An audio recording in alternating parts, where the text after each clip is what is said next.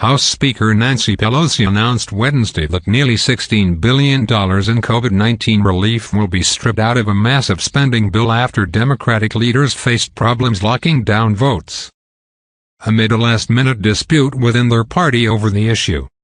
The massive spending bill, which includes $13.6 billion in aid to Ukraine, is the product of months of negotiations, but the sprawling legislative text, which runs 2,731 pages, was released at around 1:30 a.m. ET Wednesday, just hours before House leaders planned to try to jam it through the chamber and leaving little time for lawmakers to review the measure. Lawmakers are under pressure to pass the bill, known on Capitol Hill as the Omnibus, ahead of a Friday deadline when government funding is set to expire, in order to avert a shutdown.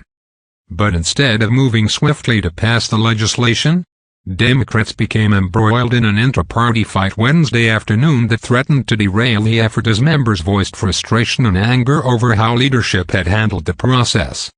A number of House Democrats revolted over a plan to use funds from the American Rescue Plan, a pandemic relief bill passed last year, to offset the cost of COVID response in the new legislation.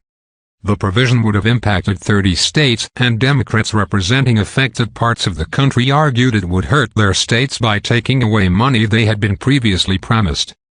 Democratic leaders had attempted to offset the cost of the COVID relief following widespread opposition from Republicans, who had argued there should be a full accounting of already allocated COVID money before extending further relief.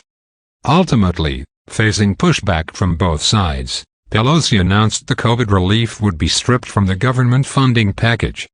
"It is heartbreaking to remove the COVID funding, and we must continue to fight for urgently needed COVID assistance, but unfortunately that will not be included in this bill," Pelosi wrote in a letter Wednesday afternoon announcing the change.